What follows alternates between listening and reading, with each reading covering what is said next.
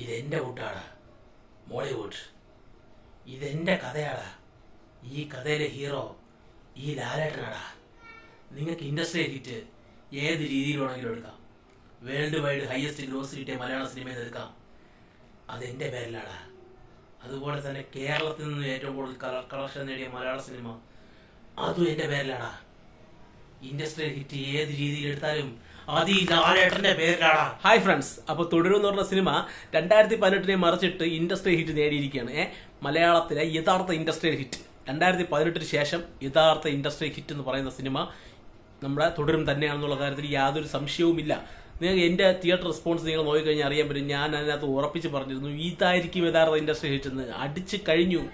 ഇത് മോളിവുഡ് അല്ല, ഇത് മോഹൻലാൽ വുഡാണെന്ന് തെളിയിച്ചു കഴിഞ്ഞു. ഇനി ഈ റെക്കോർഡുകളൊക്കെ മറികടക്കുവാൻ വേണ്ടി ഇനി ഒരു അവതാരം ജനിച്ചു വരേണ്ടിയിരിക്കുന്നു. കാരണം ഇങ്ങനെ ഒരു അവതാരം ഇപ്പോഴും മലയാള സിനിമയിൽ ഇല്ല എന്ന് നമുക്ക് ഉറപ്പിച്ച് പറയാം. ഏത് പുതുതലമുറയിൽ നടന്നായിക്കോട്ടെ, അല്ലെങ്കിൽ ഒപ്പം നിന്ന് നടന്നവരായിക്കോട്ടെ, ആരാണെങ്കിലും ഇതിനോടൊപ്പം പിടിച്ചു നിൽക്കാൻ പറ്റുന്ന കളക്ഷൻ നേടുന്ന ഒരു സിനിമ, ഏറ്റവും ടോപ്പ് ലെവലിലുള്ള അഭിപ്രായം കിട്ടിയാൽ പോലും ഈ ലെവലിലുള്ള കളക്ഷൻ കിട്ടുന്ന ഒരു മലയാള നടൻ മോഹൻലാൽ അല്ലാതെ, മലയാളത്തിലല്ല വേറെ ബാക്കിയുള്ള ഭാഷകളൊന്നും പോകണ്ട, മലയാളത്തിൽ കേരളത്തിൽ നിന്നും ഇത്രയും കളക്ഷൻ നേടാൻ സാധിക്കുന്ന ഒരു മലയാള നടൻ വേറെ ഇല്ല. ഉറപ്പിച്ച് തന്നെ പറയാം. അടിവരയിട്ട് വളച്ചോ. ഇനി ഇതിന്റെ റെക്കോർഡ് മറികടക്കണമെങ്കിൽ മോഹൻലാലിന്റെ തന്നെ അടുത്ത ദൃശ്യം 3 വരേണ്ടി വരും. ദൃശ്യം 3ക്ക് മാത്രമായിരിക്കും ഇനി ഇതിനെ മറികടക്കാൻ സാധിക്കുക എന്നാണ് എനിക്ക് പറയാനുള്ളത്. അല്ലാതെ നമ്മുടെ സത്യനന്ദിക്കാട് സാറിന്റെ പടത്തിലും പിന്നെ അനൂപ് മേനോന്റെ പടമൊക്കെ ഉണ്ടെന്ന് പറയുന്നത് അതൊന്നും പറഞ്ഞുകൂടാ.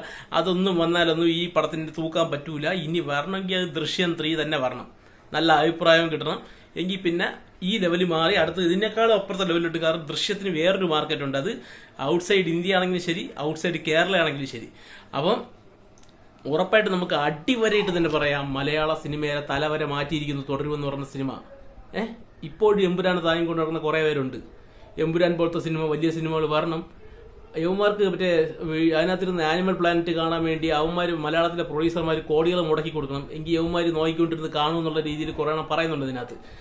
ഈ സിനിമ ഇൻഡസ്ട്രി നിലനിൽക്കണമെങ്കിൽ ചെറിയ പൈസ മുടക്കി തന്നെ ആ വലിയ സിനിമ നേടിയ ലാഭത്തിന്റെ 100 ഇരട്ടി അല്ലെങ്കിൽ 10 ഇരട്ടി നേടാൻ ഈ തുടരുമെന്ന് പറഞ്ഞ സിനിമയ്ക്ക് സാധിച്ചിട്ടുണ്ടെങ്കിൽ ഇതാണ് യഥാർത്ഥ സിനിമ. അല്ലാതെ കുറെ കോടികൾ മുടക്കിയിട്ട് അതിനേക്കാളും കുറച്ച് കോടി കയ്യിൽ വെച്ചിട്ട് നഷ്ടം വരുത്തിയിട്ട് ഒരു മലയാള സിനിമ എടുക്കാൻ വേണ്ടി തയ്യാറാവൂല ഇനി ഒരു പ്രൊഡ്യൂസറും എന്നുള്ള കാര്യം തുടരുവിലൂടെ അടിവഴിയായിട്ട് പറഞ്ഞിരിക്കുകയാണ്.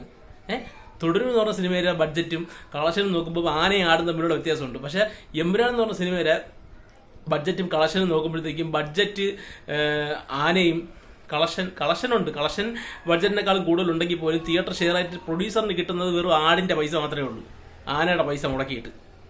അതുകൊണ്ട് തന്നെ ഞാൻ വീണ്ടും അടിവരായിട്ട് പറയുന്നത് ഇതുപോലുള്ള സിനിമകൾ തന്നെയാണ് മലയാളത്തിൽ വരേണ്ടത്. ഇങ്ങനെ തന്നെയാണ് ലാലേട്ടനെ യൂസ് ചെയ്യേണ്ടത്. അല്ലാതെ ലാലേട്ടനെ കൊണ്ടുപോയി അവാർഡ് പടത്തിൽ അഭിനയിപ്പിക്കുക, അല്ലെങ്കിൽ ലാലേട്ടൻ 5 ഡയലോഗും കൊടുത്ത് 6-7 സീനിൽ മാത്രം അഭിനയിപ്പിച്ചുകൊണ്ട് മോഹൻലാൽ സിനിമ എന്ന് പറഞ്ഞ് എഴുന്നള്ളിച്ച ഒരു സിനിമയെ കൊണ്ടുവന്ന് മറ്റേ ആന നെറ്റിപ്പട്ടവും കെട്ടിക്കൊണ്ട് ഇറക്കിയിട്ട് ഇത് അതുപോലുള്ളൊരു വേസ്റ്റ് സിനിമയല്ല മലയാളത്തിന് വേണ്ടത്. ലാലേട്ടനെ യൂസ് ചെയ്യേണ്ട രീതിയിൽ യൂസ് ചെയ്ത സിനിമയാണ് ഇത്. ഇനിയും ഇങ്ങനെ തന്നെ യൂസ് ചെയ്യണം. അല്ലെങ്കിൽ ഇതുപോലുള്ള മാസ് റോളുകൾ കുറച്ച് കൂടുതൽ കൊടുത്ത് തന്നെ ലാലേട്ടനെ നമുക്ക് ഇൻഡസ്ട്രിയിലോട്ട് നമുക്ക് എതിരേക്കണം. കാരണം അല്ലാതെ ഒരു അവാർഡ് പടത്തിലൊന്നും അഭിനയിച്ച് ലാലേട്ടന് കയറാൻ പറ്റൂല.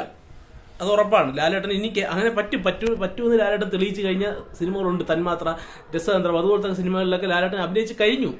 ഇനി ലാലേട്ടന്റെ പീക്ക് ടൈമാണ്. ഈ പീക്ക് ടൈമിൽ അതുപോലുള്ള പടങ്ങളൊന്നും വന്ന ഇൻഡസ്ട്രി ഹിറ്റ് ബാക്കിയുള്ള കാര്യങ്ങളൊന്നും അടിക്കൂല. ബാക്കിയുള്ള കലാമൂല്യമുള്ള സിനിമകളൊക്കെ മലയാളത്തിൽ വേറെ വരുന്നുണ്ട്. നമുക്ക് ലാലേട്ടൻ നിന്നും പ്രതീക്ഷിക്കുന്ന സാധനമാണ് നമുക്ക് ഇനിയും പ്രതീക്ഷിച്ചുകൊണ്ടിരിക്കുന്നത്. ഇനിയും ഇതുപോലുള്ള സിനിമകൾ തന്നെ വരണം. ദൃശ്യം 3 എന്ന് പറയുന്ന സിനിമ ചിലപ്പം ഇതിനേക്കാളും മുകളിലെത്താനുള്ള സാധ്യതയുണ്ട്. അത് ഞാൻ ഇപ്പോഴേ പറയാണ്. ഈ ചാനലിൽ പറഞ്ഞ കാര്യങ്ങൾ ഒന്നും തെറ്റിയിട്ടില്ല. തുടരും ഇൻഡസ്ട്രി ഹിറ്റ് അടിക്കുമെന്ന് തുടരും ഇറങ്ങുന്നതിന് മുമ്പ് പറഞ്ഞ ഒരാളാണ് ഞാൻ. നിങ്ങൾക്ക് വേണമെങ്കിൽ ഈ സിനിമയിൽ ഇതിന്റെ ഇത് കാണാം. പിന്നെ ദിലീപിന്റെ തിരിച്ചുവരവായിരിക്കും പ്രിൻസ് ആൻഡ് ഫാമിലി. നമ്മൾ ഇതിനു മുമ്പ് സിനിമ ഇറങ്ങുന്നതിന് തലേന്നിന്റെ തലേദിവസം പറഞ്ഞിട്ടുണ്ട്. അതും സംഭവിച്ചിട്ടുണ്ട്. കുറെ പേര് നെഗറ്റീവ് ഒക്കെ പറയുന്നുണ്ട്. അത് അവരുടെ മനസ്സിന്റെ ചിന്താഗതിയാണ്. ദിലീപ് എന്ന വ്യക്തിയെ അവര് ആ രീതിയിൽ സിനിമയിൽ കാണാൻ കഴിയാത്ത കുറേമാരാണ് ഈ സിനിമ നശിപ്പിക്കുന്നത്. പ്രിൻസ് ആൻഡ് ഫാമിലിയെ ദിലീപിന്റെ സിനിമകൾ കാണാൻ പോലും കണ്ടാൽ കുറ്റമേ കാണാൻ പറ്റുള്ളൂ. അവരുടെ കണ്ണിൽ കുറ്റം മാത്രമേ അതിൽ കാണാൻ പറ്റുള്ളൂ എന്നുള്ള നിലയിൽ ദിലീപിന്റെ കോമഡികളൊന്നും അവർക്ക് ഏശാത്ത കുറെ പേരുണ്ട്. അവർക്ക് മാത്രമേ ഈ സിനിമ ഇഷ്ടപ്പെടാതിരുന്നിട്ടുള്ളൂ.